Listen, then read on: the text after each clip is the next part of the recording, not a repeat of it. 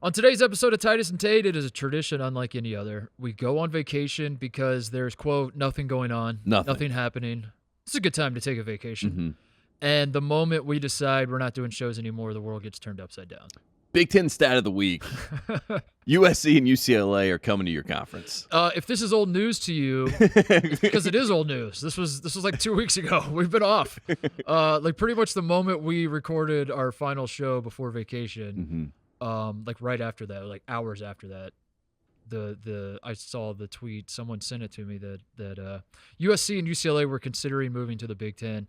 I had to read it like 5 different times because it was very simple. It was like it could not be more clear what it was saying, and yet I was like, "There's got to be more to this." Yes. Are they talking about like what tennis? does it mean? Is it just tennis? Mm-hmm. Is it like they're moving in some sort of like research conglomerate? They're moving to the Big Ten. Like, and how many teams can be in the Big Ten? Because one thing I knew for sure, they did not mean that UCLA and USC are going to join the Big Ten in the way that all the members of the Big Ten are in the Big Ten. Like there was some sort of like caveat wrinkle. Yeah. I was like, I'm confused. What is the wrinkle? As it turns out, not really a wrinkle. Mm-hmm. The Big Ten has added UCLA and USC. So we're going to talk about it. It's old news to everybody listening, we know, but I've not talked to you about it, Tate. I have not even thought about it. See, I saw the news and I was like, I'm just going to, withhold my reaction to right now. Yeah. And my first reaction is Mick Cronin's going home. Yeah, that's true. Makes sense. That's true. And so we are broadcasting live from a Big Ten city, I guess.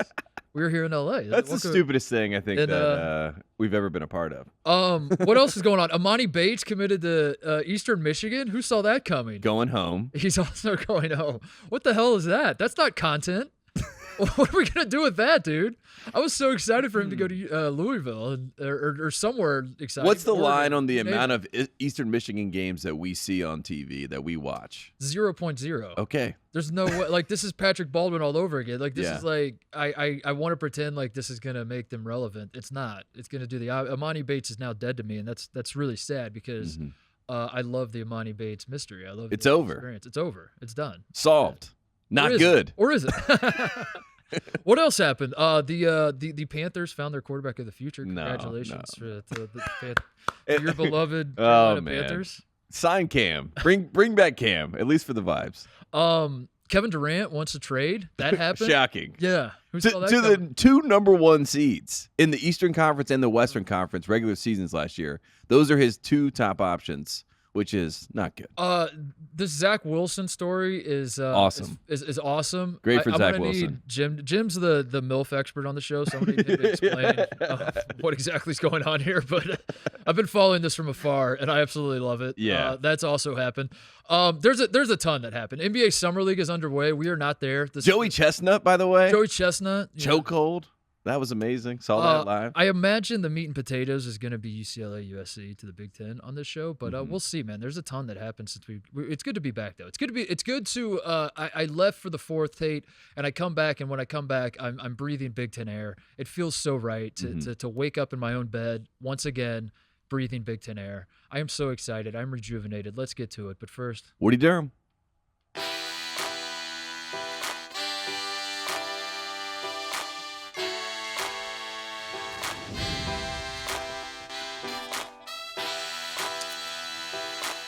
All right, as I said, we are back from vacation. Anything to report from vacation? Should we do that? Should we do a little cleanup duty? Yeah. Where did you go? What did you do? Did you blow your fingers off with fireworks? I did not. Thank God. I actually didn't even shoot any fireworks off. I was just hanging out with the family. First went to the lake, then went to the beach. Are you anti-fireworks or just like... Went to the golf course a few times. Are you what's your stance on fireworks in general? I am not anti-fireworks. It's just not for me. You know what I mean? I'm down to witness other people partake. I have no problem with it. I'm not upset about the sound. You know what I mean? A lot of people are big on noise pollution and things like that. Right. I'm not one of those people that's like, I hate you people that like fireworks. But I'm also like, are we sure? This is good? It's like me and cocaine, I think. I'm similar with cocaine. It's not for you, but I'm down to. I'm not a narc. Yeah, I'm not gonna snitch. I'm not gonna snitch. Yeah. You do you. I'm just gonna sit over here. Yeah. And watch you, do whatever the hell it is that you're doing over there. But my mother raised me better than that. Yeah. When I was younger, though, I liked fireworks. You know what I mean? So I think you can grow out of it. Like when I was like middle school range, I was like, yes, this is it.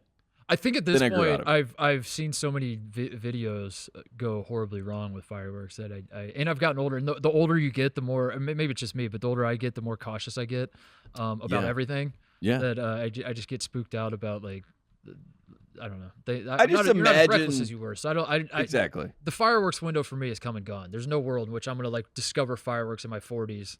Be like, this is sick. I don't want to make Blow that some phone shit up. call, you know what I mean, to tell people, or people hear that, you know, he blew off 3 of his fingers, and you're like, really? At the age of 30 almost? Jim, you seem like a fireworks guy though. Absolutely. I love fireworks. You guys are crazy. A man that's committed arson, and, for sure. And what videos are you talking about? Put it in reverse, Terry. Put it in Greatest reverse, video Terry's of all one of them. time. Did you see the Simply Safe one from Yeah. this year? Yeah. Yeah, The family like blew up their car. And like one guy's like George Costanza pushing the kids out of the way. The clown. Oh, man. Good vacation though. You feel good? Yeah, I feel great. I feel rejuvenated. And honestly, what's sad is that there was so much that happened in sports and in all these, you know, conversations about conference realignment that I wanted to talk on the air about it. You know what I mean? I actually felt like I was emergency podcast. I felt like that a couple times. Not that I wanted to pull the microphone out at the beach and make it all happen, but I did want to talk to you because, you know, I was in North Carolina. I was with the people, boots on the ground, and I was asking the question of what should North Carolina do, because that was a big topic in conference realignment. And I was getting a lot of thoughts and a lot of answers, and I don't think it was what you wanted to hear. You know what I mean? So I wanted to talk to you, my Big Ten correspondent. Well, can we to see shelf where you that were. for a second? Can we talk about UCLA and USC first, Yes. and then do the Where do we go ripple from here? effect Yeah. of like what's going to happen after this? Because I do want to talk to you about that. I have a lot of notes on that, and I have a lot of thoughts, and I believe by the end of the show, I think we're standing on two different sides of the line. I can pull you away from the dark side. I really think pull you. I think we're on two different sides of the line, and I don't want to be, but I also appreciate that it might be good for the show if you represent one super conference and I represent the other super. Has this ever happened before, where the North and the South have been at odds with each other? They had a lot in common, but they were just like a few things. They're like, I don't know. Yeah. Oof. We talked about this a long time ago, that it was going to be the North versus South, and it seems like, as is tradition, the West has chosen the North. So here's where I stand with UCLA and USC. And again, apologies to those of you listening. And they're like, did this happen 2 weeks ago? It did. It did. I swear to God, Tate and I have not talked about this. We do a good job of that. Like when we go on vacation, we both don't talk to each other. Well, I want you to enjoy your vacation. Yeah. You know what I mean? You know, like I'll text you on the holidays, say hello to the family, happy 4th to the Fraziers. But other than that, it's like, you know, let's save the discussion for save the takes. Save it for the pod. So we're, you know, apologies if this is old news to you and you don't care, and you've heard every UCLA USC take not imaginable, ours. and you have not heard ours, and they may be different, probably not. But they, as I said at the top, when I saw this news, I don't say this in an exaggerated manner, Tate. This was exactly how I felt. Like I had to read it like 5 times. I'm not kidding, because I just kept thinking like.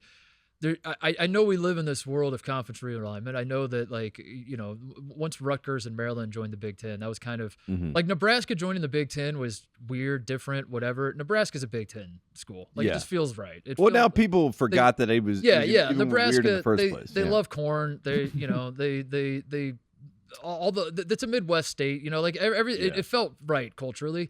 So that one wasn't really a shock. Maryland and Rutgers joined, and you're like, okay, so we're just in this new era of just like adding school, but still, it made sense on a map.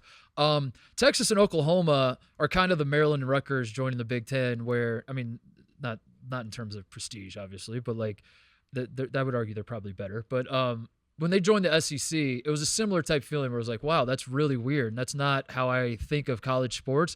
But at the same time, when I pull up the new SEC map, I get it. I get it. I guess, you know, there's a nice little circle you can draw around all these schools, and all of that makes sense.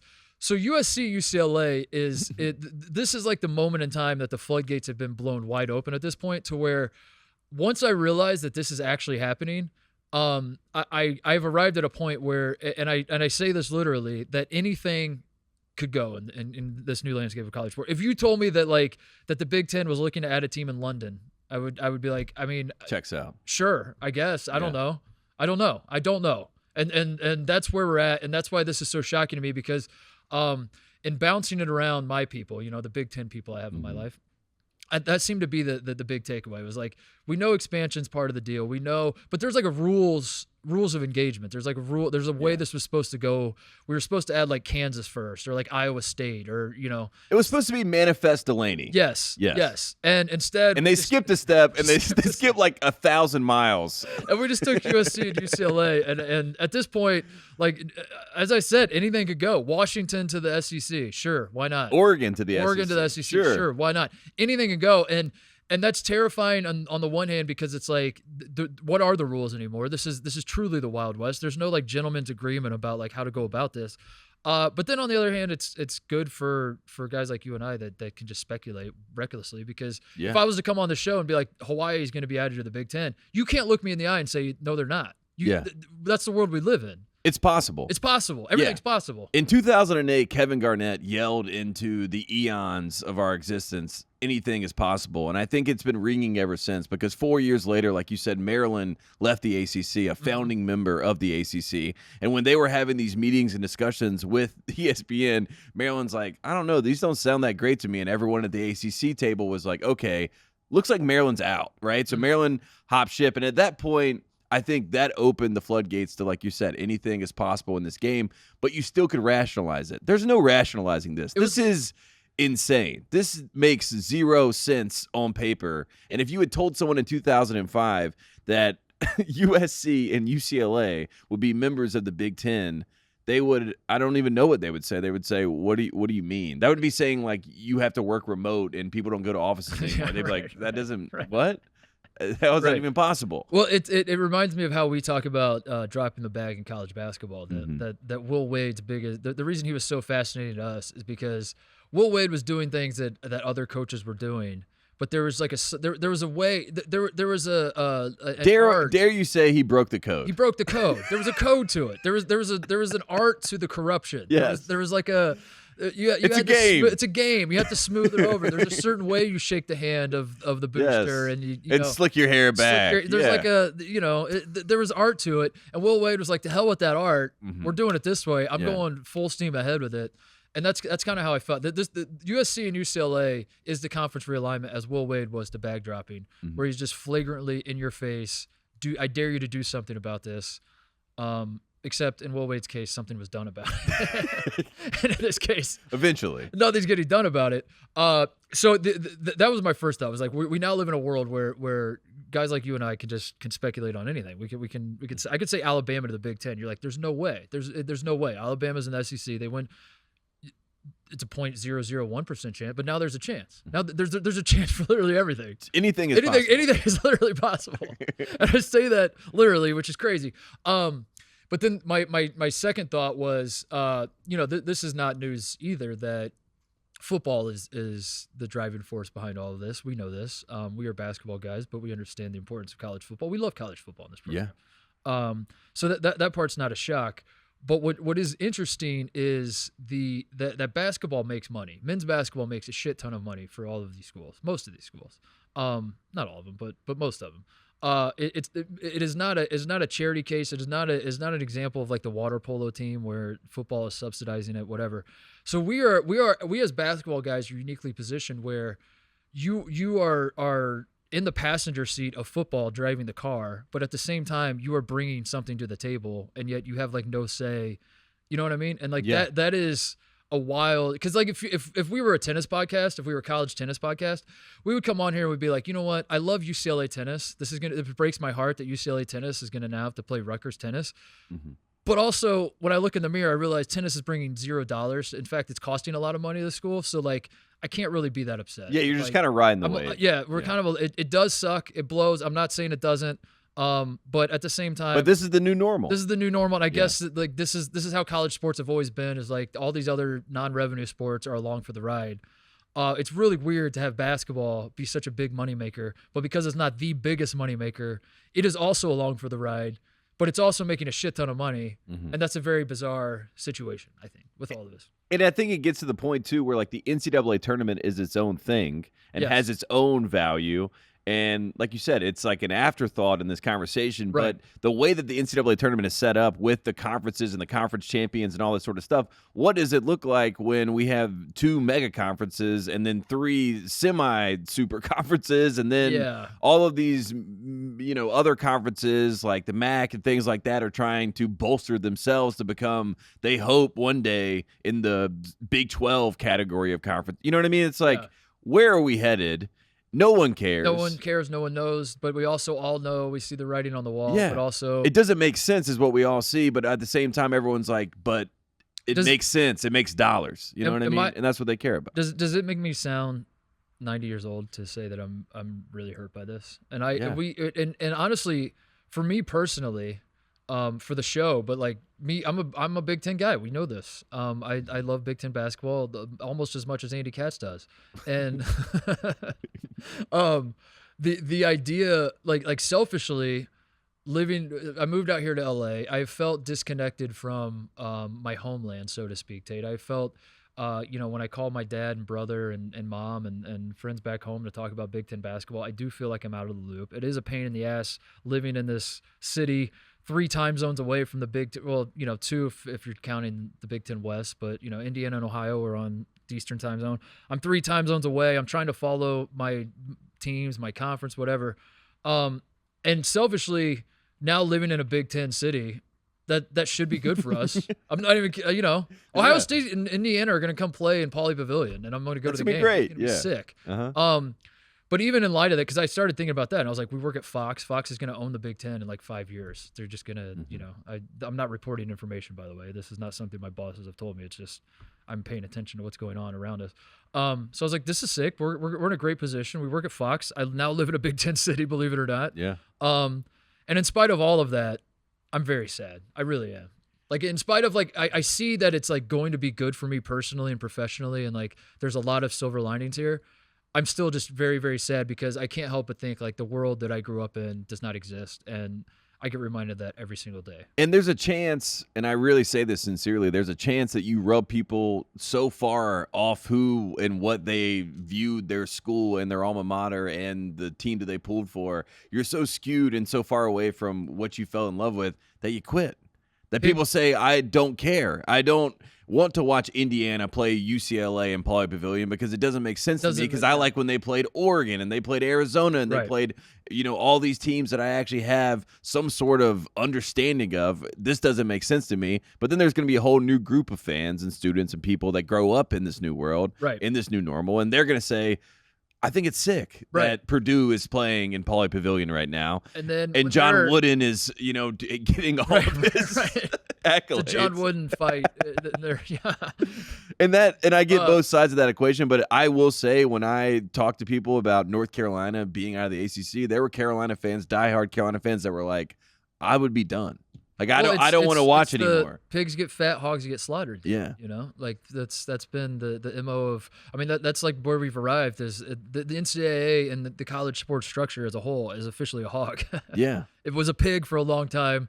They were slowly getting bigger and bigger, and then the greed just got out of control. And now here we are, where it's like, that's the dam is about to, it's about to break. And we're about to be flooded. If you listen to every second of this show that we've done, God bless you, first of all. Thank you. That is some friend of the program. Real.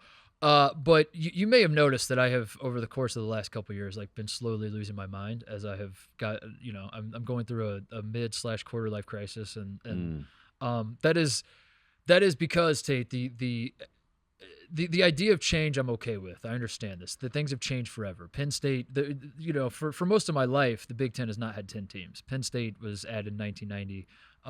The Big Ten has had 11 teams. So it's like, this is nothing new, quote unquote. Mm-hmm. But I am increasingly waking up. That's the only way I describe it, to a world that like my parents raised me in a certain way and in a certain environment, and they said, these are the fundamental laws of the world that you are going to live in. These are the laws of the universe. There are 5 power counters. Yes. And we're going to teach you these laws. And what's going to happen is you're going to turn 18 years old. You're going to go out into the world. You're going to take the information that we taught you, and you are going to prosper. based on these laws, these fundamental universal truths that will not change. And this is what they are. The Pac-12 is on the West Coast. ACC.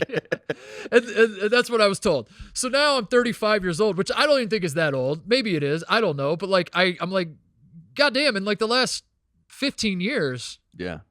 I don't even know. I'm calling my dad. I'm like, Dad, what do I do? I can't remember the lesson you taught me on this one. He's like, son, I don't know. That's what's scary. And then you realize if my dad doesn't know what to do, how do I know what to do? How do I know how to navigate this?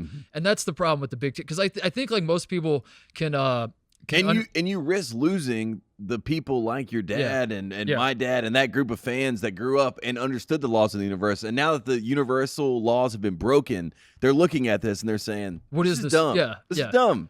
And I think like the rational mind can look at it all and say like this is inevitable in the sense that like I mean we've talked about it since the moment Texas and Oklahoma joined the SEC. We both got on the show. We're like, it's Big Ten SEC. That's where we're headed. It's going to be super conferences. They're not done. If you think that last the Big Ten summer SEC are done adding teams, you're crazy. Last summer when they tried to form in soccer, they tried to form a super league. You and I did a show about what was going to happen in college sports. They were going to create super conferences, and a year later, here we are. And we're kind of winking at the camera because it's absurd, but it's also like based in reality. But it's all because, like I said, anything goes now. You can say that if I told you in 15 years the Big Ten is going to have 116 teams, you can't be 100% sure that that's not the case.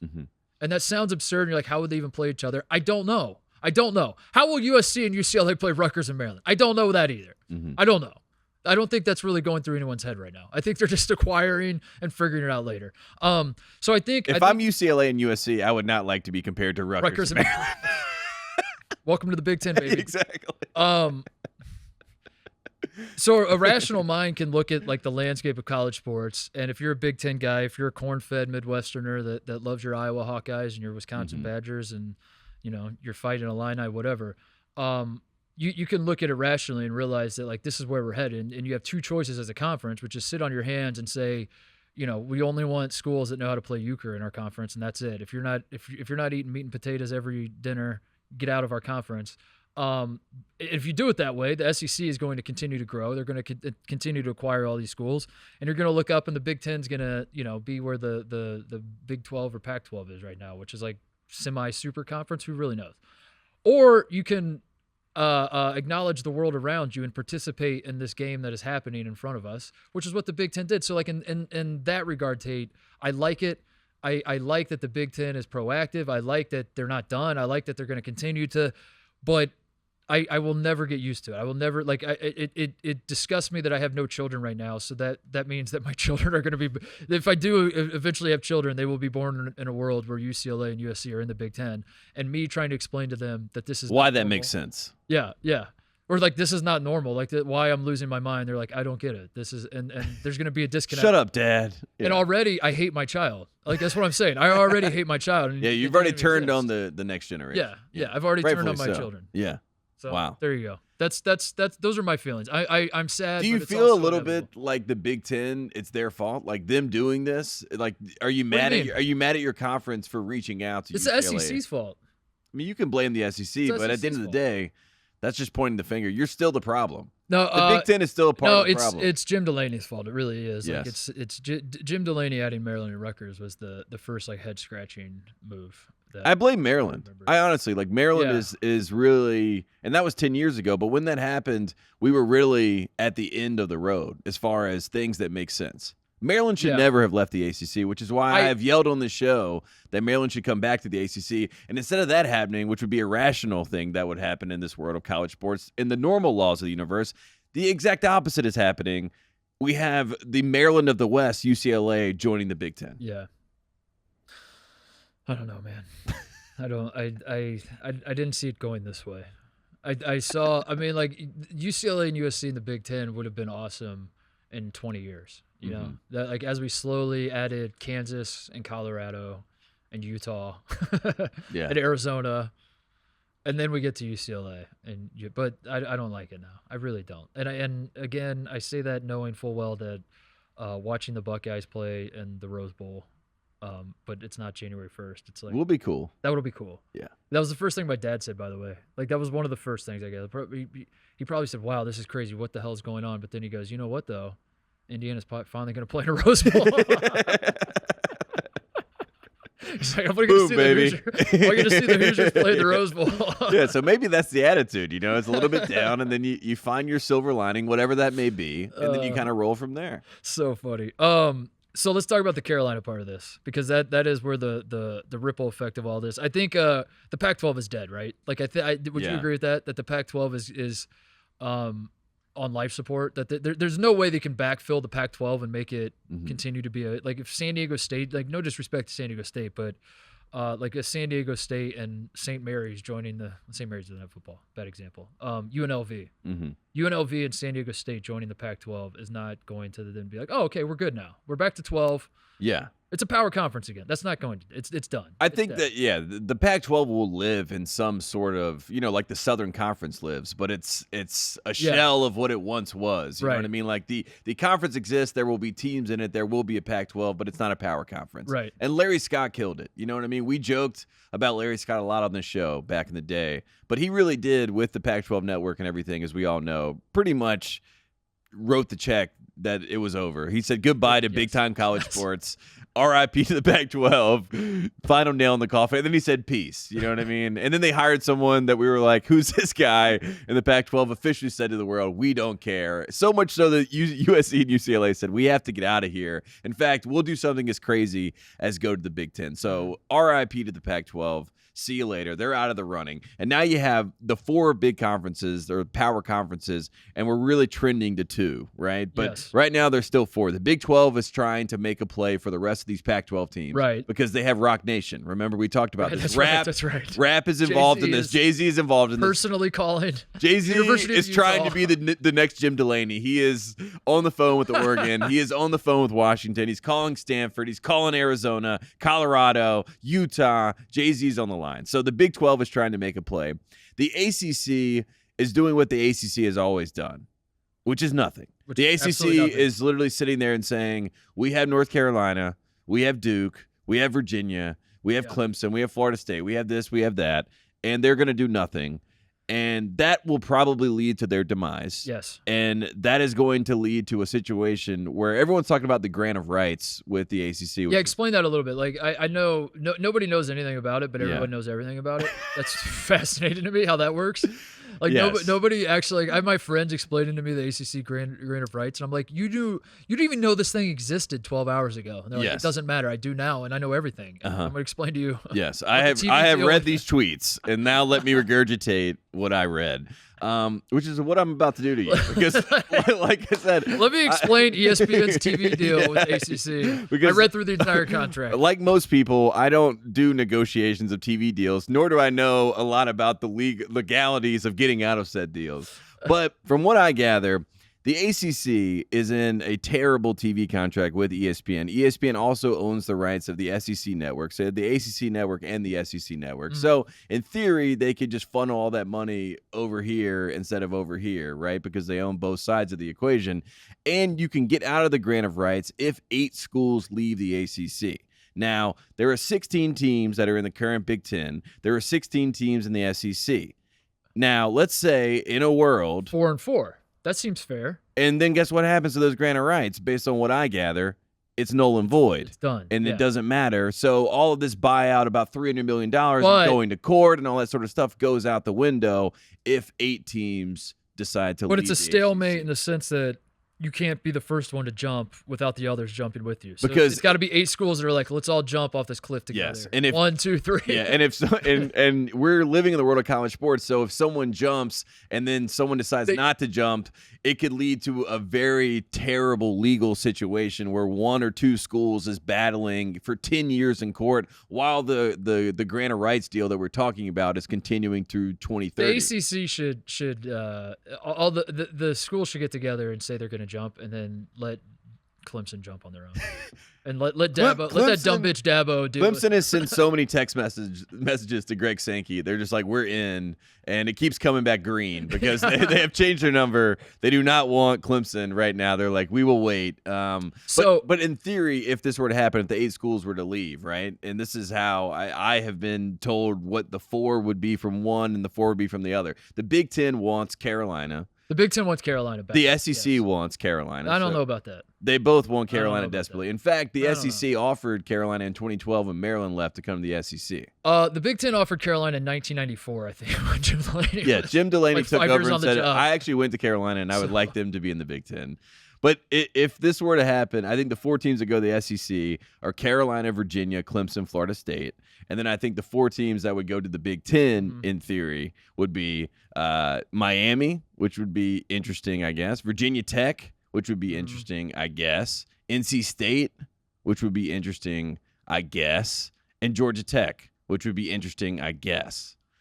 So, and that would be the 4 teams, but I don't think that the Big Ten wants those 4 teams. And in fact, I think the Big Ten would take 2 of those teams. They would take Virginia Tech and Miami, and then I think that they would try to take like an Oregon and a Washington, or Oregon and a Colorado, and Oregon or Stanford, or something like that, or Notre Dame. Notre Dame is obviously on that list too, and Tyler went to Notre Dame. We were talking earlier. Stanford and Notre Dame doing a deal together and joining together as a twosome, that makes a lot of sense. They have obviously a history. They play each other. They have a relationship. But what I have an idea, because I don't want to go to the Big Ten. I don't want to go to the SEC either. I think a lot of people are hearing this and they're like, sounds like he wants to go to the SEC. This is the Michael Scott. I don't want to go. I don't want to go to either one. What's the scene where you go to Michael and he's like, your family's starving and you can steal the bread, or your family, and he's like, you're like, I would do neither. Yes. That's you. That's you right now. It feels like we're you all. had to pick one. You're like, I would. the ACC would right simply now. stay in the ACC and make the ACC the most powerful conference. That's what I would do. Exactly.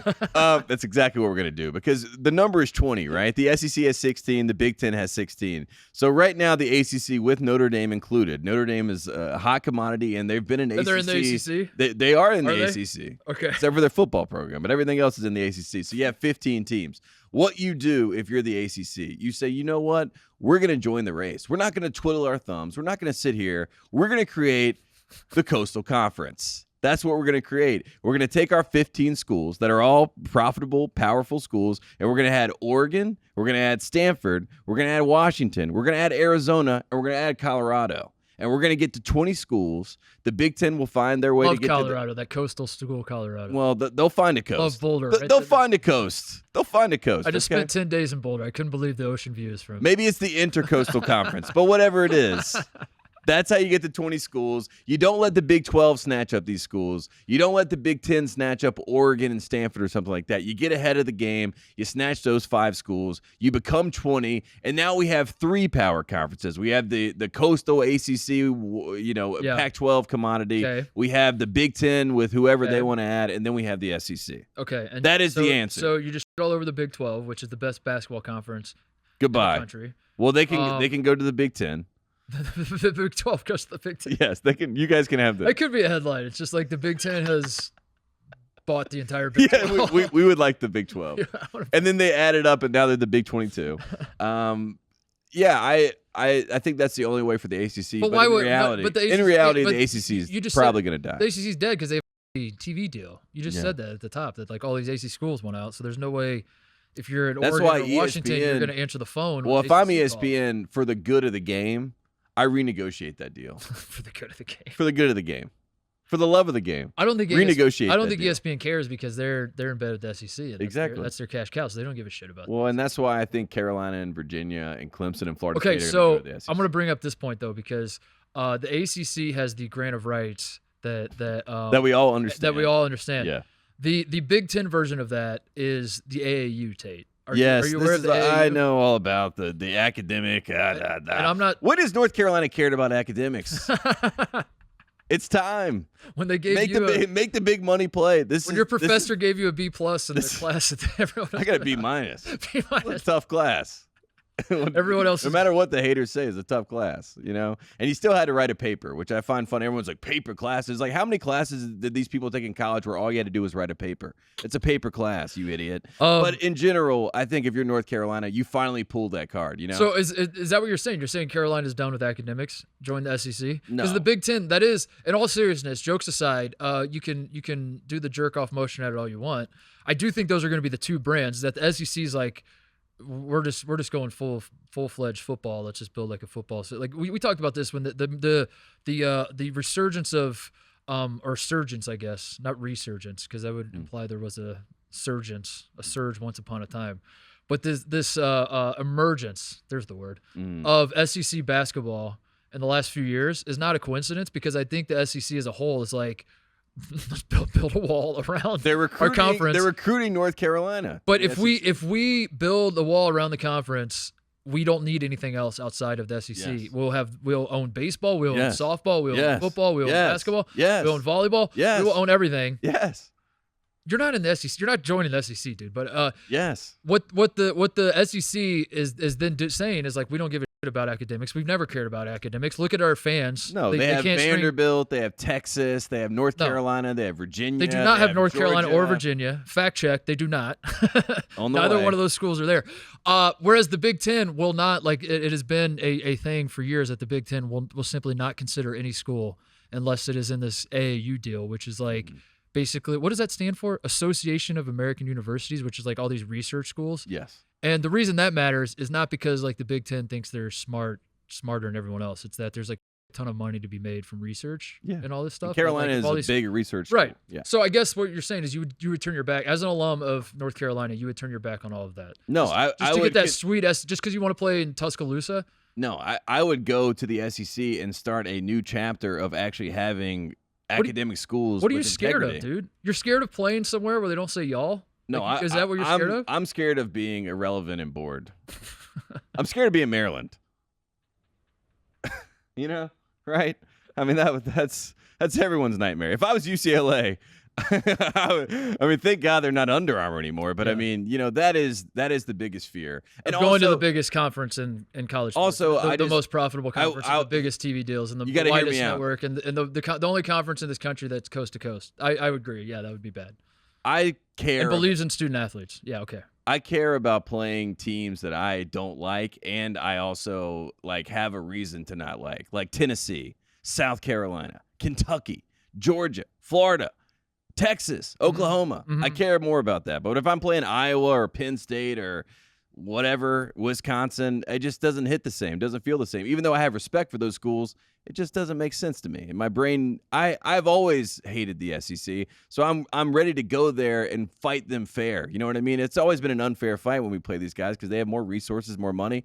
I want a fair fight, and I want to beat them, and I want to laugh at them. And that is where I'm going to. But the real reason behind that's not the content play, dude. No, the content play is Carolina and the Big Ten, dude. Well, here's the content play.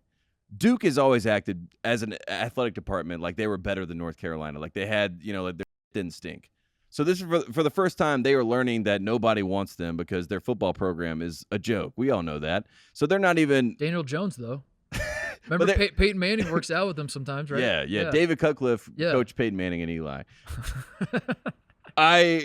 I think the funniest thing about all of this, and the only reason why I'm so invested in this turn where North Carolina pairs up with Virginia as opposed to the Big Ten, who I think wants North Carolina and Duke to be paired together, is that North Carolina killed Coach K in the Final Four, the one time that they ever played in the Final Four. And the funniest thing that I can possibly think of is that after you do that, you not only killed their coach and his legacy, you also killed their entire athletic program. You also leave them in the dust. You also go to a better situation, and you do schedule the game. You play them, you know, home and home every single year. It's not a part of the conference.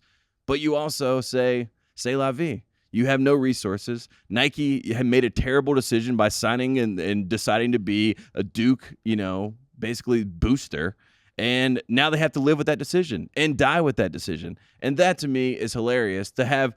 But you don't think that can happen? I don't think the Big Ten wants Duke as badly as you think they do. I really don't. I don't think Duke's on the Big Ten. It's funny regardless that they would get left in the dust. You could do that. North Carolina could come to the Big Ten and the same thing could happen. If the Big Ten proposed the same sort of deal where they're like, we'll take Virginia, North Carolina, the same thing the SEC is doing, the SEC. That was the deal.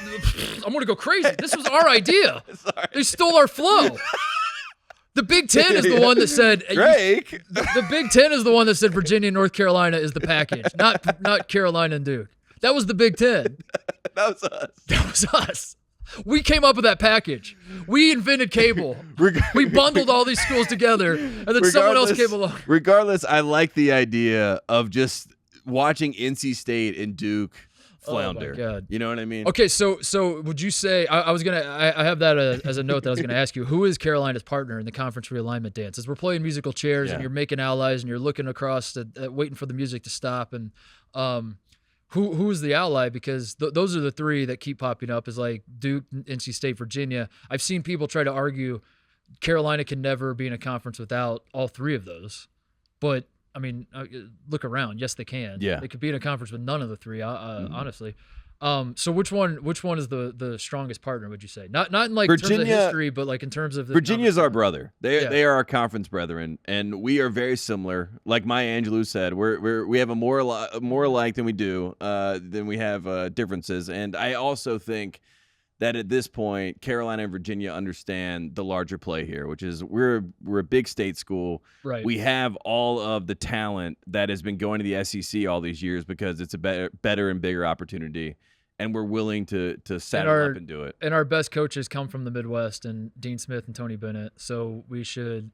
Therefore, I wouldn't hate if football was in one and basketball. You know what I mean? It could come to a world where you have a football conference, a basketball conference. And our current era of success in basketball was on the backs of Indiana Mr. Basketballs and Sean May and Kyle Guy. So therefore, we have no choice but to join the Big Ten. Is that what you're saying?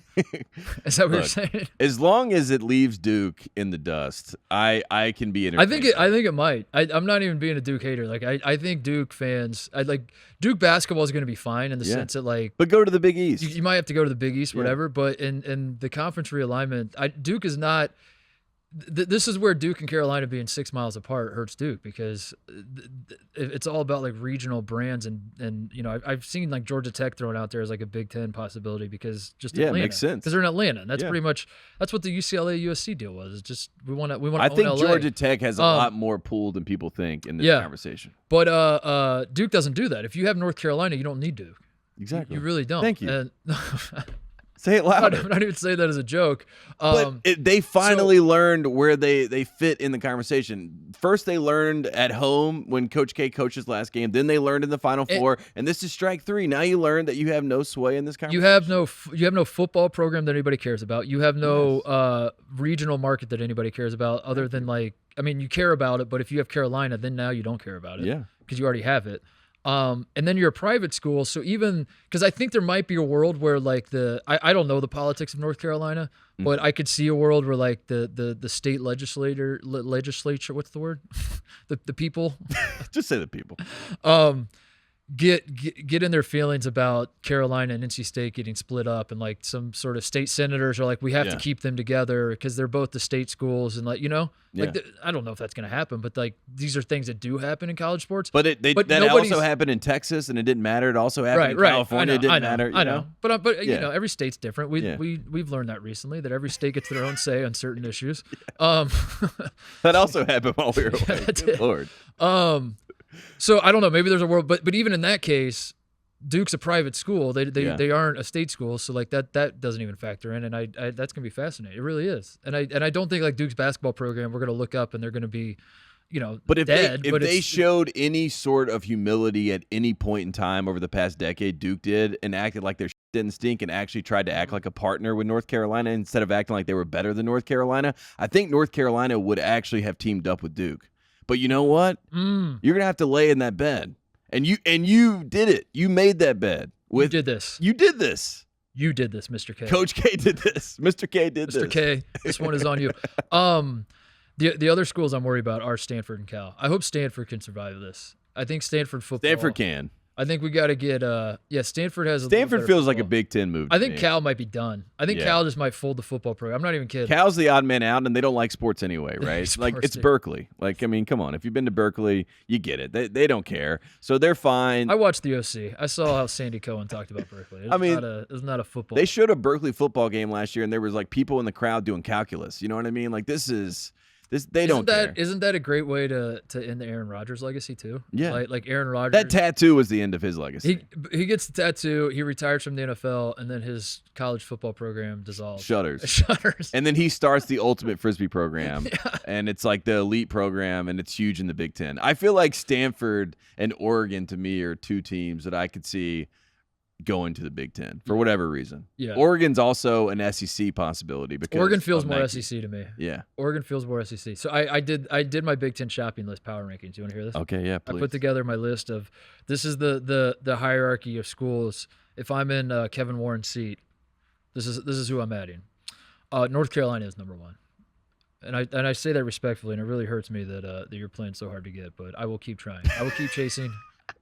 I will. I appreciate all I had Is it heard. Frank Martin that told the story about how he his wife said no the first 8 times he asked her out? Everyone was like, "Dude, that's like a little much." That you just kept. He told that story in 1974, and the crowd loved it because it was 1974, and they're like, "Yeah, this is normal for the time," Yeah. and he's been telling it ever since, and now everyone's like, "Dude, that's some Pepe Le Pew shit, dude." It's like Sting, I'll be watching you. You know what I mean? Like a lot of people thought it was a love song, and now everyone's like, I'm not sure that's a love song. That's me representing the Big Ten with North Carolina. We will make this happen. We are destined to be together. At least you're not pitching me Duke and Carolina as a package deal. I appreciate that. Because I respect North Carolina football too, dude. Thank you. That's the thing. I respect the university. I turned to you and I said in a moment of weakness when I had way too much to drink at the Final Four. I don't know if you remember this, but I do. I turned to you and I said I really would be okay with my child going to the University of North Carolina. I would. I said that to you. I was like, that'd be kind of sick if my kid because you were seeing all the NBA play. They were just like, what? You're like, what? No, I don't even mean for basketball. I just mean like my dip kid that plays hacky sack or whatever. Like I would if he plays ultimate frisbee, he's got to go to Cal. Dad, I want to go to Carolina. I'd be like, cool, that's good. I support that, but not if they're in the SEC, Tate. We need them in the Big Ten. My number 2 on my list is Notre Dame, and if I'm being completely honest, Notre Dame fans, hit the 30-second button on your podcast, like skip ahead a couple minutes. You're not supposed to listen to this. This is for everyone else.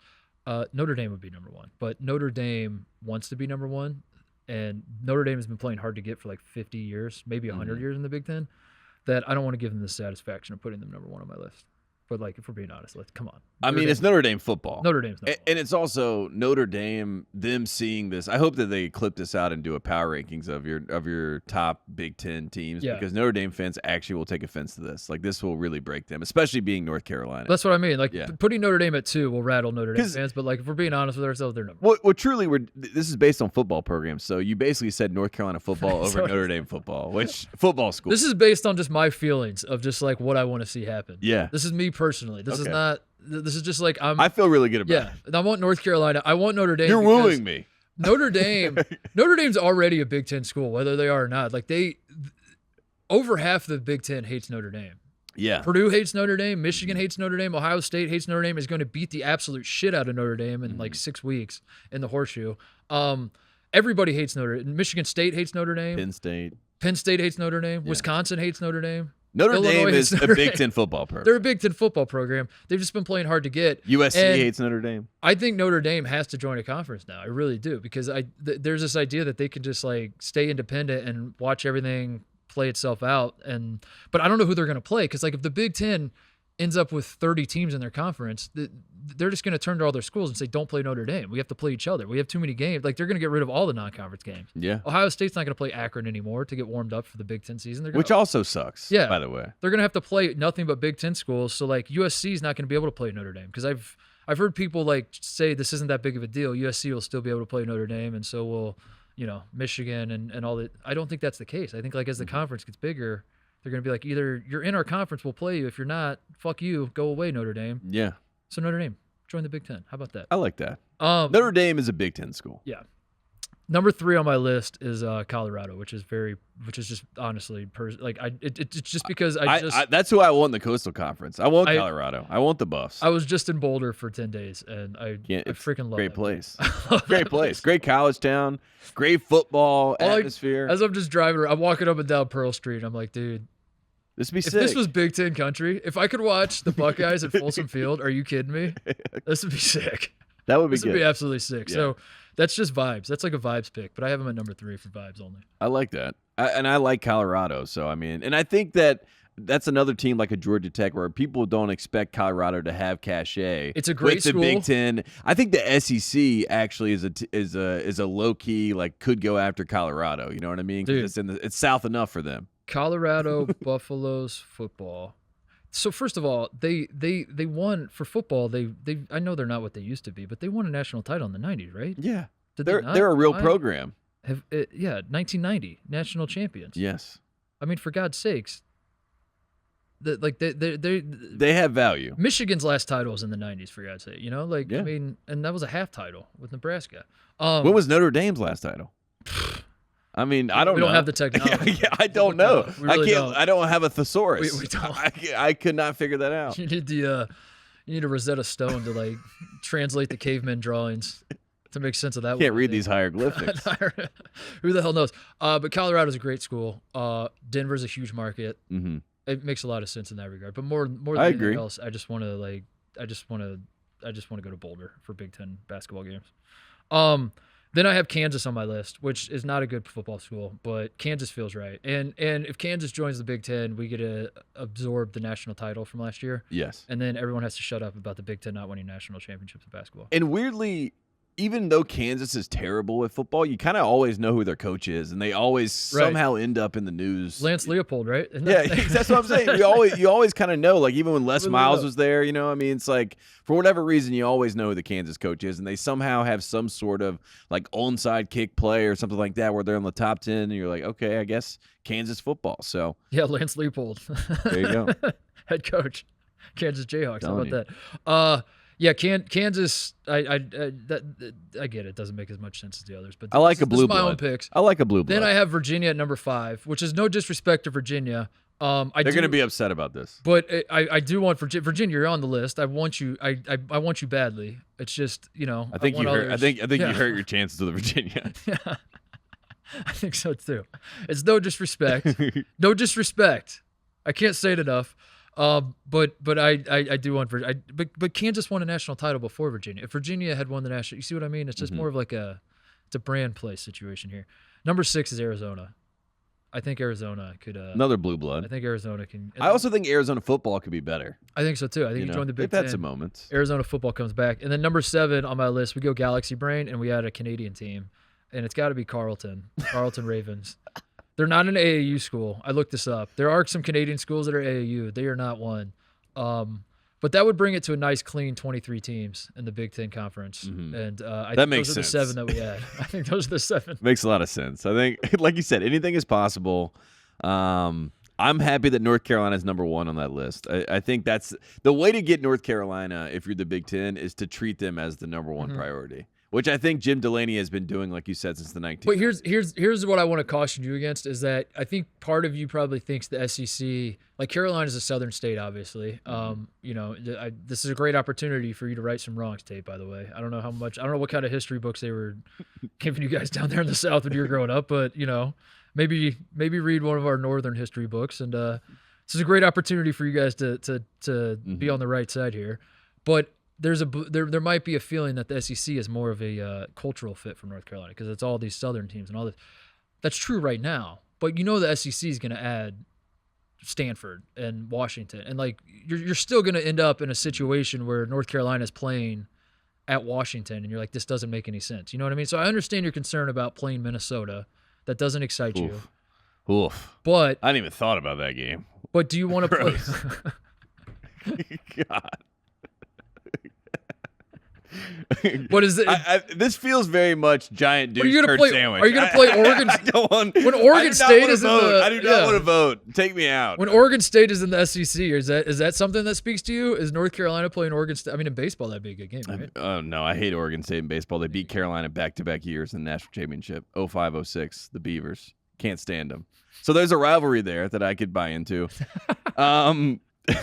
What's so terrible about this is that there's no good option and it all is stupid. You know what I mean? Like even if Carolina goes to the Big Ten with Virginia and it makes sense on paper and everyone's like, this is great, you're still going to be bottom of the totem pole. You know what I mean? Like no matter. Not. Yeah, you are. You're going to. No matter what. If you go to the SEC, the only reason why I kind of am down to go to the SEC because one, I know these people. The SEC, and 2, they're a bunch of cowboys too. Like they're independent operators. But how about this? The Big Ten has their own agendas and they have their own stack. Like I don't want Ohio State and Michigan telling me what to do. No offense to those people, but I mean I don't want them. And you think the SEC is going to take a North Carolina football program and let them get a seat at the table? And there are no seats. it's the Wild Wild West. Everyone's got their pistol and they're shooting back Dude, and forth. Carolina football's dead if you join the SEC. Oh my It's god, dead. they're dead if they go to the Big Ten. It's What dead. are you talking about? It's dead if they go to the Big Ten. Northwestern plays in the Big Ten. No championship kids all the in time. no recruits in North Carolina are going to play in the Big Ten. Unfortunately,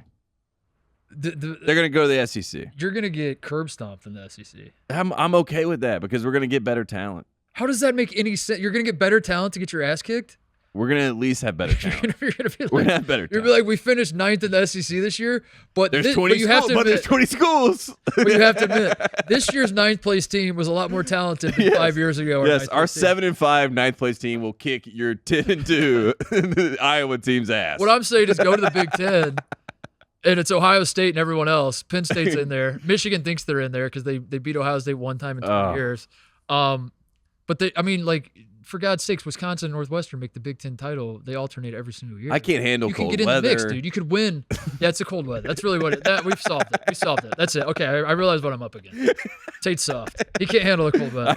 I don't want to go to the big house. I'm so excited for UCLA at Minnesota in football. I mean, those poor kids. Oh my God. Those poor kids. Oh my God. USC has no idea what they signed up for. They're playing at Penn State. It's 9 degrees. The ground has been frozen for 3 months.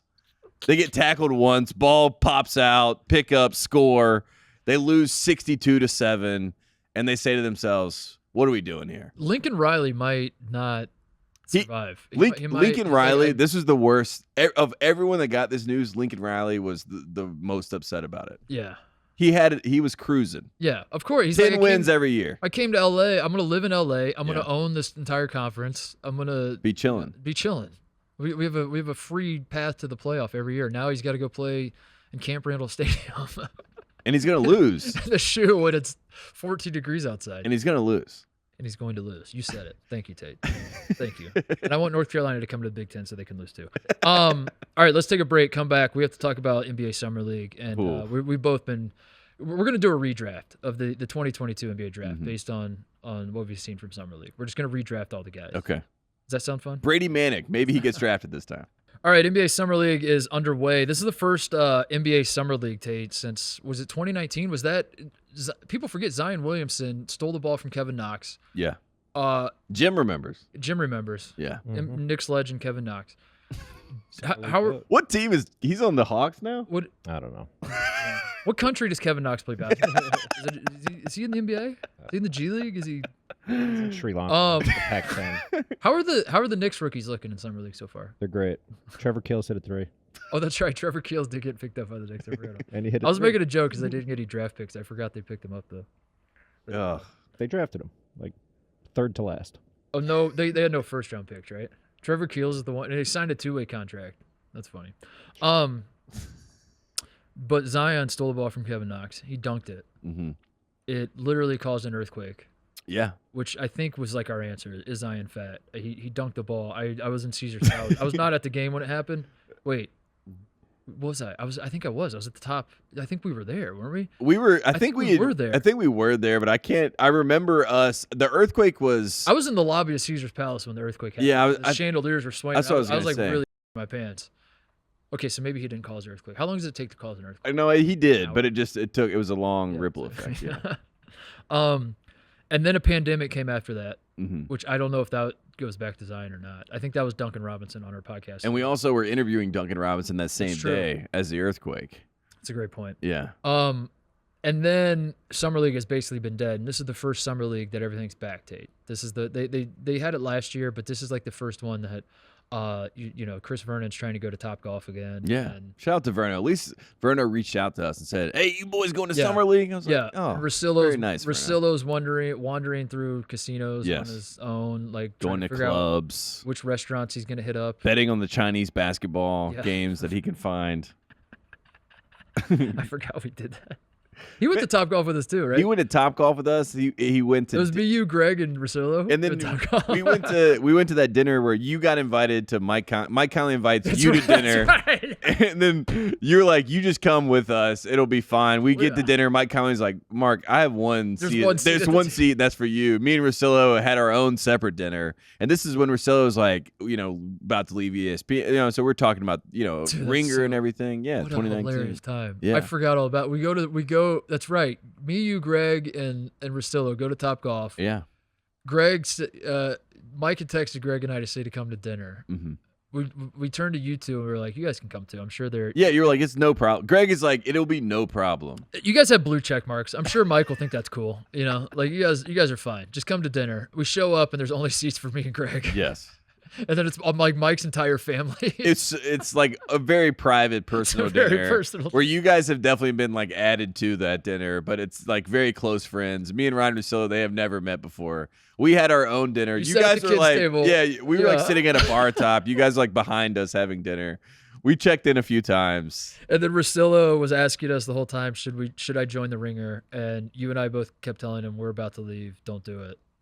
And then like 2 weeks later, he signed. He pulls into the Ringer and all. He just looks at me. He's like, "Hey man, the price was right." Whatever. What a fun time. Anyway, the point of bringing that up was we used to be Summer League guys, Tate. Yeah, it was a staple. We were huge Summer League guys. Yeah. And this is the first Summer League that's like the full experience since that Summer League. Yeah. And we are not there. Do you have FOMO? Are you watching what's happening? Are you seeing Chris Vernon's Instagram stories and saying to yourself, that should be me? I miss Verno, like being in his proximity because I love Verno, but I don't miss Summer League at all. In fact, when we were there, I thought that Summer League had a lot of potential, and then now I feel like Summer League is just not what it used to be. Jump the shark? I think I'm on the other side of it where I like Summer League, but now it feels almost corporate. You know what I mean? Like Summer League used to be this very like, I can't believe this is happening, but also nobody cares because the season is over. Now Summer League feels like they have rings now that they're giving the champions. Shut up. Yes, they're giving the champions of Summer League championship rings like they won the NBA championship. This is true. So things like this have broken me. Is that true, right, Jim? Sweet. It's true. What? Yeah. And some people were saying Chris Paul is going to go play for the Suns so that he can win his first ring. But that is where we are. Where Summer League is not for me. Summer League about to be at odds with college basketball? I always saw Summer League as like a nice extension to college basketball. No, it's like not. A nice transition period of like, you're the mother bird teaching these birds how to fly, and you take them to Summer League, and that's them like stepping out of the nest, and then you and I go there with them. Yeah, we are the chaperones.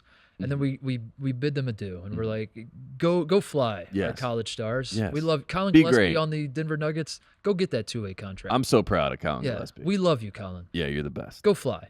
But now I'm worried. Like, is a cultural war spilling over to Summer League? Is it anti-college basketball? I think so. I mean, when you have a guy like Brady Manick, who they're shelving on the bench of the worst team I've ever watched play basketball, the Charlotte Hornets, the Summer League version. I saw the Pacers beat the Hornets. So should we talk about that? Should we break that? Let me just tell you this. If I were a player and I was trying to get myself back into the league, I would call my agent and say, I can play on the Hornets. Like, I could definitely play on that team. There's no doubt about it. I mean, it is so bad. And that's kind of how I felt watching Summer League. Paolo Banchero is, by far the biggest story, and he's so boring that I'm like, okay. Chet was fascinating the first night, right? He gets Chet 6 was awesome blocks. First night. He sets a record. Him and Josh Giddey, I like their little rapport. But then Kenny Lofton Jr. the next night kind of embarrasses Chet, shows him what's up, gets in his bag a little bit, as the kids say. So I don't know what to take away from this. All I would say is that Summer League this year was 2 thumbs down for me. It's still going on, isn't it? Who cares? It's over. You know how it works. It's still a week left. No, the first week of Summer League is what matters. The first 3 days when LeBron comes. Like, LeBron comes, right. They get like the sideline shots. I do love that Damian Lillard and Devin Booker and Karl Anthony Towns and who else signed 60, like they're now making $60 million a year, right? Yes. Their new contracts. Bradley Beal. That's the other one. Yeah. Right after these guys sign those contracts, Myles Garrett, who's the best defensive end in the NFL, says, "I want a piece of that," and shows up. He shows up in full uniform and just starts like, what the playing hell, with the dude? Cavs. And It's honestly, like, I chose the wrong sport. I want to play basketball. that to me was the coolest part of Summer League, and they should lean into that more. And Jim sent us earlier that Richard Jefferson is going to ref one of the quarters of Summer League. So you do some weird stuff like that. You kind of have my attention. I'll tune in for that, but the actual play itself, do you remember? terrible. Do you remember / do you know that this almost happened? I don't know how close it came to happening, but Bill called me one time and said, he's like, Titus, how good a shape are you in? And I was like, what? I'm a little fat right now, Bill. Why? What do you mean? He goes, there might be a world. I'm gonna stop with the accent. Stop doing that. There might be a world where we can get you on the Celtics Summer League team for content. And I was like, oh my God. Brad Stevens. Yeah, Brad Stevens is still Make the coach. the call. Brad Stevens is still the coach. The idea was I'm going to do what Myles Garrett's basically doing with the Cavs. Mm-hmm. But we were going to then just, I don't know, turn it into whatever content it was. Put it on a YouTube channel. Show me like warming up where I'm just bombing threes the whole time, board slapping in the layup line. Celtics Shit fans like commenting, sign this man. Yeah. Brad throws me in at the end of a game, get a trillion. Mm-hmm. It goes not viral, but like enough viral that we pretend that the Ringer Twitter account pretends it went viral. Yes. Because it got like 4,000 likes or something. And they're like, holy shit, this went viral. And you're like, I think that's not. I think No, it's viral. That's you viral. need like 100,000 to go. That's viral, man. A video of mine Accept it. It's viral. A video of mine gets 125,000 views, and they're like, holy shit. Like, dude, you do numbers. This guy does. And I can't remember what happened, but I got so They excited. asked you to write an article about it? And Titus said, and for that reason, I'm out. I think that's exactly what happened. Sure. Oh my God, that probably is what happened. Man, what a time. What do your summer league redraft? I'm taking Paolo #1 again, but this time even harder. If I'm the Magic, I write his name in all capital letters and I slap it down on the desk in front of Adam Silver and I say, give us this man.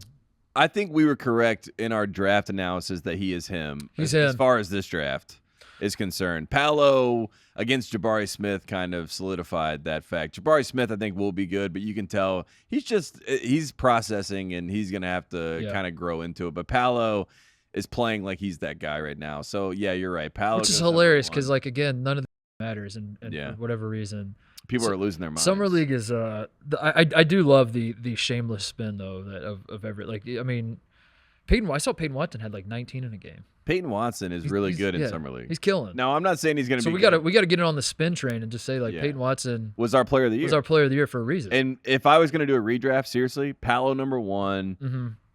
Chet #2, Okay. Peyton Watson #3, Colin Gillespie #4, Okay. I can get behind that. Brady Manick #5. Those are my 5. I think Paolo #1, Matherin 1A. I like Matherin. Maybe Matherin also might be him. Then Peyton Watson 1A.1 Mm-hmm. and then Brady Manick. Yeah, Brady Manick is nice. This man had 8 points in 2 minutes, and people were like, they're like, he can't play on an NBA court. He literally was like, I'm gonna get 3. The first game he gets 3 minutes of play. The next game they put him in 2 minutes. He's like, I gotta get shots up because they're not gonna play me. And the guy gets plus 21 and they win the game. And he's by far the best player on the team. I don't care what anybody says. You can give me all these other guys. Tyshawn Alexander, I think he's pretty solid. He's better than Mark Williams. His per 40. Brady Manick is better than Mark Williams. What's his per 40 for that then? 8 minutes and I don't know. 8 points in 2 minutes? Yeah. I mean, that's 160 points at 40 it's minutes. Dude. better than Steph Curry. That's insane. Better than the Finals MVP. It's pretty good. Yeah, people were saying this man cannot play. What else is there? Can we talk about can we talk about this Indiana gym deal before we go? Mm-hmm. Or is there anything else in Summer League? No, I would rather not talk about Summer League. Okay, so I want to talk about this, and we'll end it with this, and then we'll do shout-outs, closeouts. Yesterday, I'm driving back. Yesterday being Sunday, I'm driving back from Colorado. We're on the road trip. We take Moses with us. He's an old pup. We don't want to board him at his age. We want to take him with us. We want to bring him along. He likes the dog sitter we use, but it was a 10-day trip. That's a long time to be. Yeah, that's too long from our boy. So yeah. I'm on the road driving. I pull off at a bathroom. I'm taking a leak in the middle of nowhere, California. I think we're almost home at this point. And I check my phone, and I've been tagged 10 million times on this tweet. It is a Zillow listing for an old Indiana high school gym that has been converted into a house-ish. Ish. Which is to say they just kind of like thrown a bed. They put up a wall like at half court and then threw a bed in one of the rooms and built a kitchen around the paint of one of the goal that they took down, Tate. And then the other half court is still intact. And it's this old ass Indiana high school gym. And it's going for $300,000. Yeah. $299. I'm pulling up the listing right now because I want to see.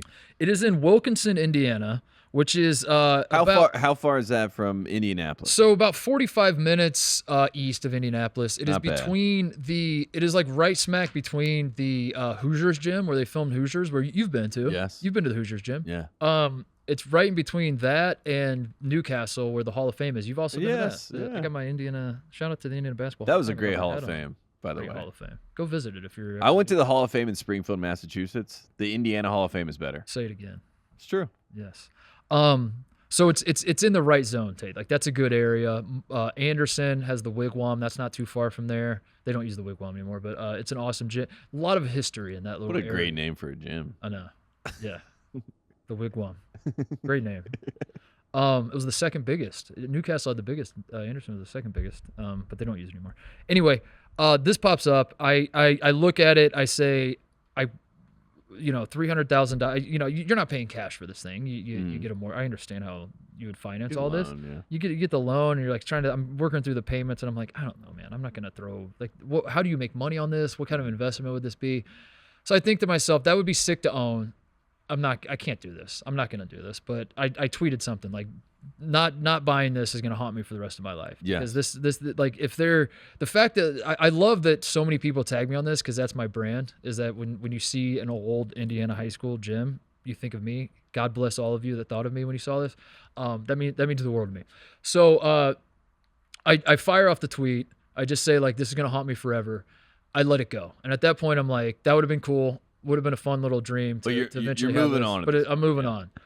Then what happens in the next like 3 or 4 hours, I have so many friends and family and other people like reaching out to me, like saying, you not only can you do this, you have to do this. And here's how you're going to do this. We're going to help you. We're going to, here's where you get the money from. Here's my brother's father-in-law is a contractor, Tate. So I'm talking to my brother, and he's like throwing out these ideas of what they could do. He'd get his father-in-law in there to take a look at what they can dig up and what walls you can tear down and how you can move stuff around. I'm like, okay, I'm listening. My brother-in-law, my sister married a man who was a farmer for. Jim pulled up a picture. I'm looking at the picture. I'm just scrolling through the stuff right now. My sister married a man who was a farmer forever, and it sits on 4 acres. So I was like, all right, maybe we get him in the mix. He can start telling me what to do with this land. I don't know if it's farmable or not, but like maybe he's got buddies we could sell it to, and they could figure out what to do with it. And I just keep the gym. Sweet potatoes. Sort of stuff. Yeah, that's what we do. Sweet potatoes. I start figuring out that like this is technically a business expense, so I could put it on. I could use my LLC. Yes. Buy it with that, turn it into an office, mm-hmm. do some tax on the side, figure it out that way to where, when I lose all the money on it, I just, declare bankruptcy, wipe my hands of it, and move on. Mm-hmm. So I'm thinking through. The wheels are turning. The American dream. Yes. Light a match. That's a great idea. Just invite the fireworks guy over. The fireworks guy, July 4th, and it's over. There we go. So I get to a point where I wake up this morning and I realize this has to happen. Like it doesn't have to be this gym, but I think what hit me so hard, Tate, was that I didn't realize that all these Indiana high school gyms, there's a million of them out there. I have a coffee table book my dad bought for me like 10 years ago. That's just it's nothing but stories and pictures of all these old abandoned gyms throughout the state of Indiana. But I've always been under the impression that all of these gyms are owned by the towns and are used as community centers or used as like local YMCA, or like the elementary school does recess inside them or whatever. Like it's the governments own them. Yeah. And private citizens can't ever own one of these gyms.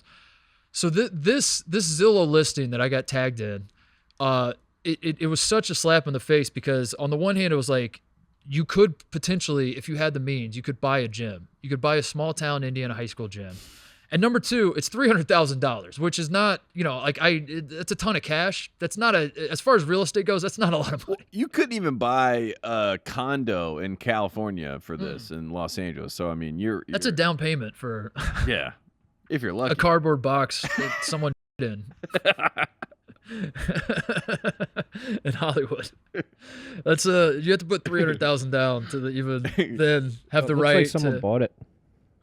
It's pending. Donda. It's pending, Jim. Donda bought it. What? The gym. This gym? No, I'm kidding. But Donda should take over. Donda should.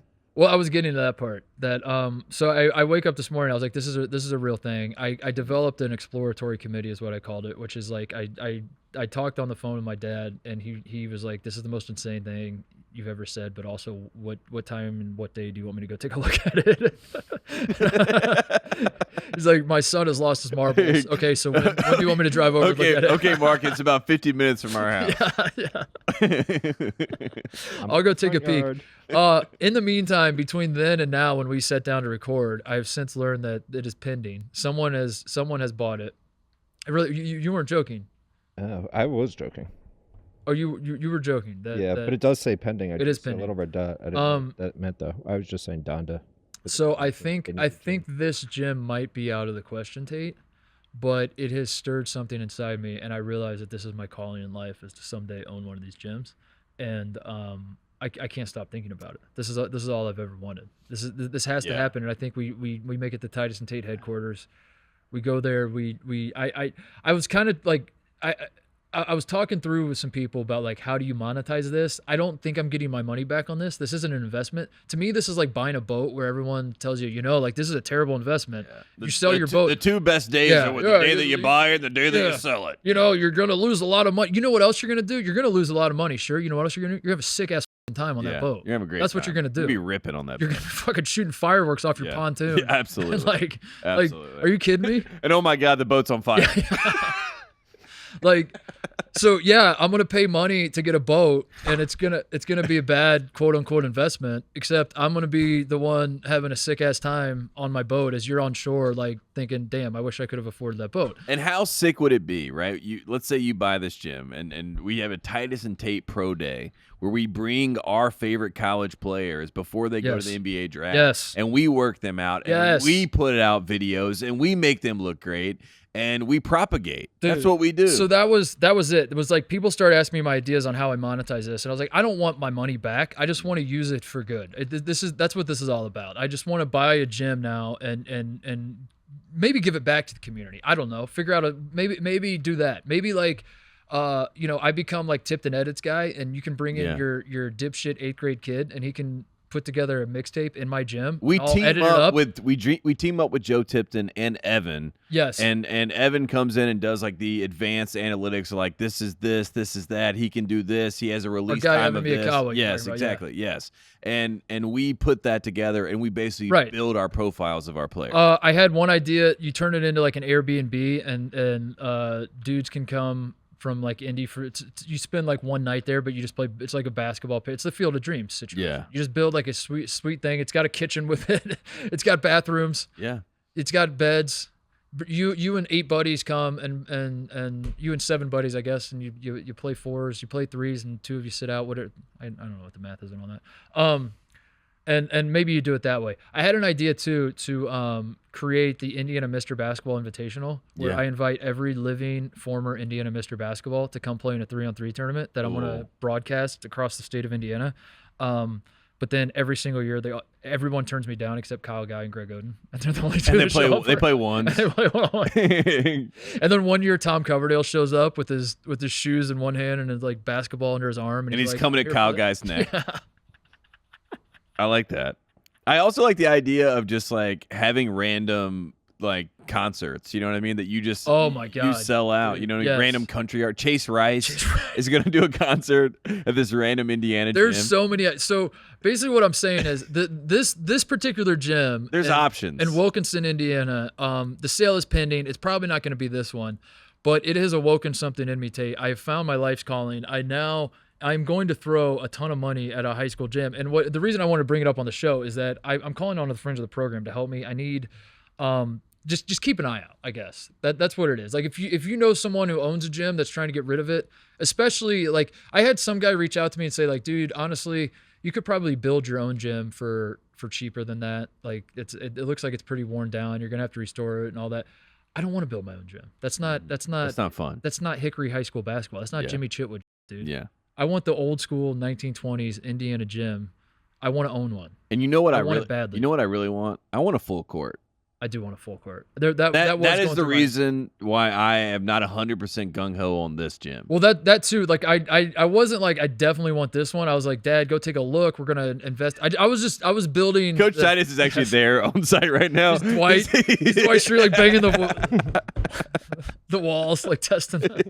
My dad's dribbling a ball around the court trying to find all the dead spots. Yeah. He's like, Mark, there's a lot of dead spots out there. I don't know if we can fix that. It's the first house ever that didn't pass inspection because it has too many dead spots in the court. Your dad punched 2 holes in the wall.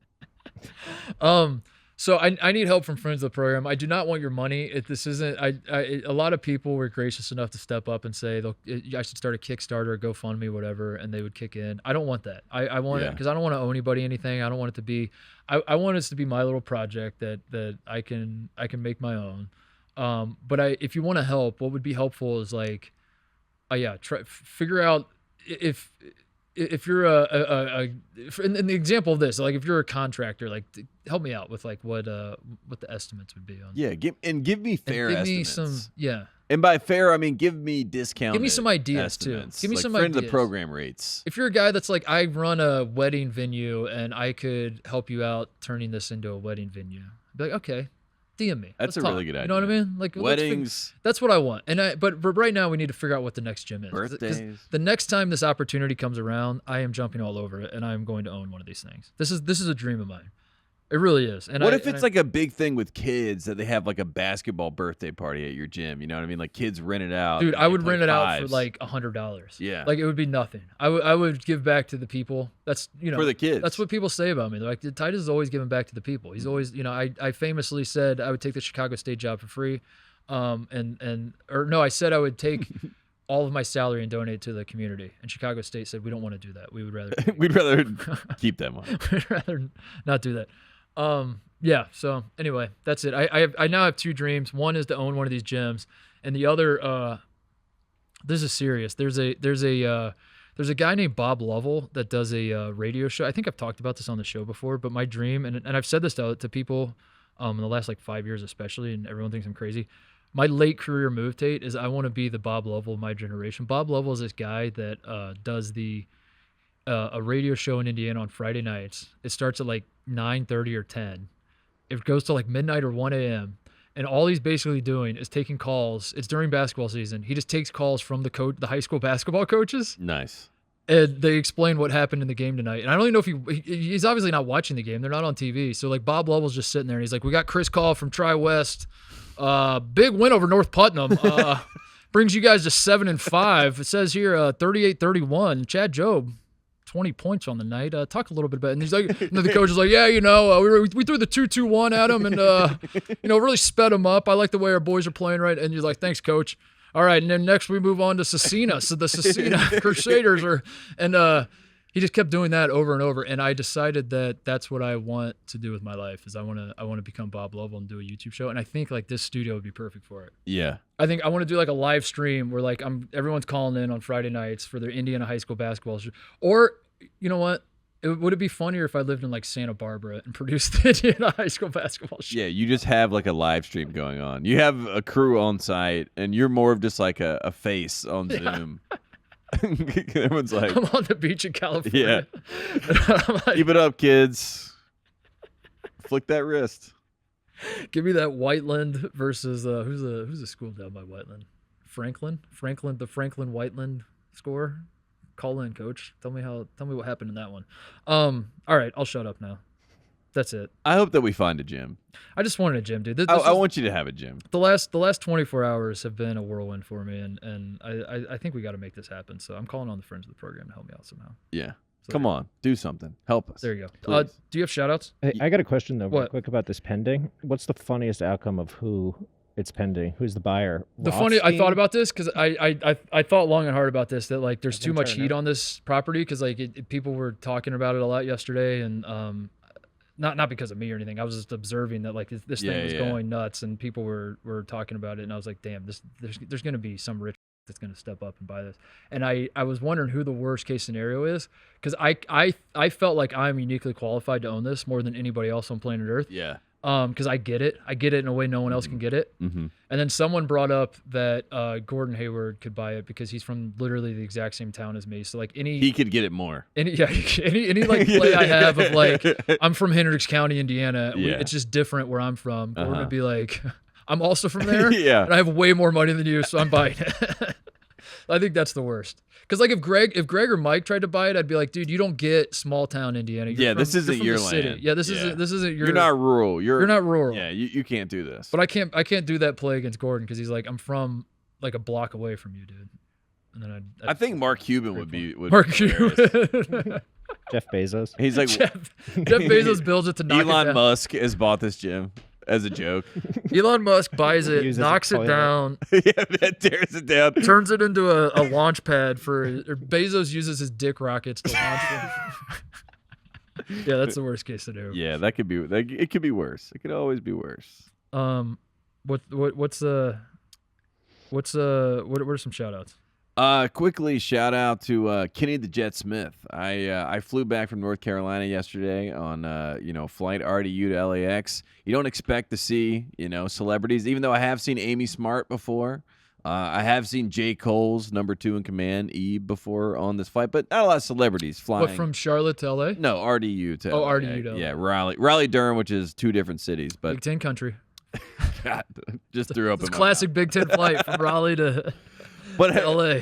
I get on the flight, and I'm sitting in my seat, and everyone's in their seat, and I think just a regular routine flight, keep my head down, watch some movies, nothing to see here. And in walks Kenny the Jet Smith, and he gets in late, and I think he had a plan not to be seen. That's what I felt like. I felt like it was a way to be incognito. He gets on the plane. Anyways, a little bit later, we're sitting there on the tarmac, and he's one row in front of me, so I just said, hey Kenny, go Heels. And now usually what I would do in this situation, whenever I see an NBA player that I want to talk to, I'll text BJ Armstrong and say, hey, BJ, Dominique Wilkins is here. And then he'll be like, tell him I said what's up. Because then I can go to the person and say, hey, BJ Armstrong says what's up. So there's probably a lot of NBA players like, there's this random white kid that has come up to me and been like, BJ Armstrong's liaison to say hello. But that's my way to get in. But this time I was like, you know what?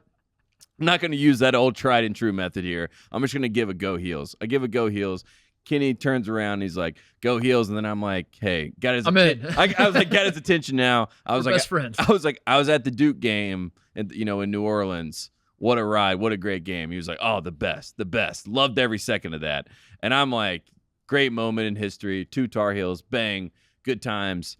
A little bit later on in the flight, I turn around, and right behind me, there is a woman wearing a Duke sweatshirt, and she saw me and Kenny Smith laugh about Coach K, basically have a high five moment, like we killed this man, and she had to sit there and take it. She did not look very happy, but I just want to say shout out to Kenny the Jet Smith, because you don't have to be nice, especially on a plane, especially when some random kid is yelling "Go Heels."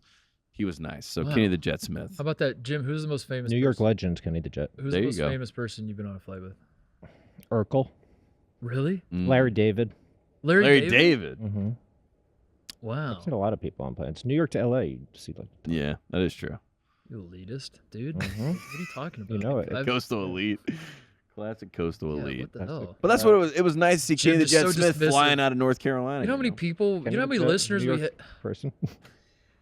I mean, like, you know how many people we have that like would love to see a Kenny the Jet Smith on a flight, and they never. And then Jim's just like dismissing. Of course, I see celebrities. Yeah. Then when you live in the world I live in, you see celebrities all the time. It's true. In the mirror every day. Jim Cunningham. Unbelievable. I got a shout out real quick. Go ahead. Matthew Berry, done at ESPN after 15 years of being a huge nerd, fantasy football guy. I will say Is he writing Crocodile Dundee 4? Is that what he's doing? Maybe. Is that what, I don't know. he wrote Crocodile Dundee 3, didn't he? No way. That's Matthew Berry, dude. I remember he was on Howard Stern talking about it. Matthew Berry fantasy football. Matthew. Yes, I swear, I gotta have. I'll tell you my only Matthew Berry story. I bought a gym in Indiana. Over the years with doing Bills Pod, you met a lot of people, came on the show or whatever, and people have egos and all that sort of stuff. The biggest ego of any person I ever dealt with was Matthew Berry. Out of everyone. Are you serious? That's hilarious. Yeah, not even kidding. Cousin Sal.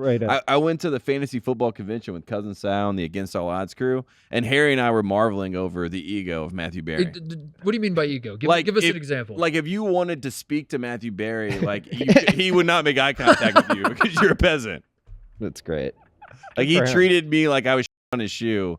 And he treated everyone like that. And like to get 5 minutes with Matthew Berry was like getting 5 minutes with Barack Obama. It says here that Matthew Berry has signed a 7-year contract with Fox Sports. and in his contract, he has to come on Titus and Tate. He will be regularly twice a week. And then Tate does a hard pivot, and I like Matthew Berry. And I like the guy. I've always liked him. Look, I respect his ego. He earned that ego. Yeah, he did. He wrote Crocodile Dundee in Los Angeles. He did, you right? You are a piece of garbage. Crocodile Dundee 3, right? Yeah, I guess that's the third one. Dude, I remember him on Howard Stern talking about it. Yeah, it is Crocodile Dundee 3. Maybe he's writing Crocodile Dundee 4. That's unbelievable. I mean, good for him. Written by Matthew Berry. Take back. No wonder he has that ego. He wrote that movie. I want to shout out the GOAT, Coach Mata. Thad Mata is turning 55 today, Tate. Dude, he's a young man. Happy birthday, young man. Young man. buck. A lot of years ahead of him before Brad Stevens comes back. Yeah. And then Coach Mata can help me run my gym. Yes. Dude, it's all coming together. And then Brad Stevens is watching recruits at the gym. Maybe my gym I could do a Donda. I could do the Midwest version of Donda, and I call it Laura. It's for my mom. And I just have my mom's Indiana high school all-star jersey like hanging above the court at all times. Kids wear L. Everywhere. And don't take classes or do anything. Yeah, they don't go to school. No education. Your mom's actually their teacher. Yeah, my mom. Your first grade, she just. I honor my mother, who was an elementary school teacher her entire life, by starting a school that doesn't teach kids anything. A fake school. Everyone's people's lives. Oh man. I wanted to call out the WAC, who's apparently using a KinPom formula to see their conference tournament. I saw Matt Norlander had this story today that the WAC is like wins and losses aren't enough. They're going to be weighted now based on how good KinPom says you are. Do you see this? Did you see this today, Tate? For real? I'm gonna ignore it because this is a big win for the Bubble Boys, and I don't like to see it. We as you said earlier, we are Evan Miyakawa guys. So this disgusts me. We are an Evan Miyakawa podcast. We do not participate in those are the only algorithms we pay attention to. We'll just say that. So, yeah. But the nerds are ruining sports, and the WAC is the WAC for the WAC is WAC. Yeah. They're the WAC for the reason. So there's that. I had 2 more things. The Webb telescope pictures, are those out? Look those up, Jim. Hold those up. It's tomorrow. Chris just said it's tomorrow. I thought it was today. Well, the Webb telescope is named after J.F. Webb. Is it really tomorrow? North Dude, that's Carolina. so sad. All right. What I thought it was today. I got so excited. I thought when we got done recording, I could see what the pictures were going to be. What do you think? Call your shot, Jim. What do you think the telescope pictures are going to? You know what I'm talking about? No idea. That's perfect. We'll save that space, for maybe. Yes. My neighbor's window. The $20 billion telescope they launched, and they took a bunch of pictures. It's like 1 million times more powerful than the Hubble. And then the first pictures are being released tomorrow, apparently. I thought it was today, but James Webb, legend, North Carolina guy. My God. You guys are both looking at me like. I mean, I'm I thought excited. This was massive news. It is massive news. It is massive news, but this is how space hits. You know what I mean? He was a Freemason. That's how space works, man. Googling shit with Jim Cunningham. That's what this show has become. Gymopedia. Finally, I was just gonna say we're bringing Dirty Laundry back. Do we have an email address we can plug? What is it? Yes, titusandtate@gmail.com. That's pretty easy. Pretty easy. So if we have a lot of emails that I have not sifted through in quite some time. If you're new to the show, Dirty Laundry is a segment we did at the Ringer with OSP. We dropped it when we came here. First of all, because we were scared we were gonna draw too much heat. I think we didn't want to get sued, but also we wanted a third mic. We wanted like Louise to read them for us. Louise is our producer. Shout out Louise, great producer. Yeah, we love Louise, but Louise didn't want to be on mic. Louise was like, I'm a behind the scenes person, and she was great at that. She was awesome. We loved working with her, but she wanted no part of reading emails to She was us like, live on the please, air. anything but this. And then Tate and I want to read them in a way, like we want to be surprised, like I don't want to go through. So long story short, now we have Jim. He's a third mic. Jim can read them to us. And dirty laundry is this, for those that don't remember, if you're new to the show, we want you to send your stories about just basketball players, basketball coaches, basketball experiences, whatever. Leave out names. We're not trying to blow up anyone's spot here. We're not trying to ruin anybody's careers. We're not trying to, break any news here. We just want to hear goofy stories about, did the star player at your college cheat off of you for 4 years? Yes. In class. Tell that story. We want to hear that story. Did you go to a party and you watched, your walk on, if maybe you went to Ohio State in the mid 2000s, late 2000s, right around 2009, 2010, and like the walk on went home with all the best looking women at the party. You want to tell that story? Share that. Leave the names out. Yeah. Leave the names out. Do not put names. Please do not put names. Maybe you saw a coach at a frat party, and you want to tell that story. Maybe you saw Will Wade. Maybe you saw somewhere. Tell that story. Send us your stories. We want to read them on the air, and we're gonna have Jim read them to us, and then Tate and I will have some fun. That's some good off-season content. So. It's a great way for us to stay engaged with the people and let the people share their amazing stories, because people have great stories. Everyone has that one story. Everybody has one story. If you went to a big time, a power conference school, which is to say a Big Ten school, an SEC school, and that's it, you have one story of like an athlete. Yeah. You could be an athlete. It doesn't have to be a basketball player. We prefer it's we're basketball guys. We prefer it's basketball. But if it's, whatever it is, if it constitutes a good story and it's entertaining, do it. Tell your story. Share your dirty laundry, and we'll read them. So Titus and Tate at Gmail. Send those in. Anything else before you go, fellas? That's all I got, Jim. What do you got? That's it. You excited for Jalen Brunson? No. Okay.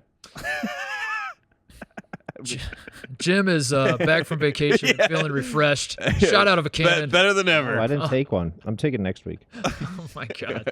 All right, we'll be back Friday. Send us your stories, Titus and Tate at gmail.com. See you guys.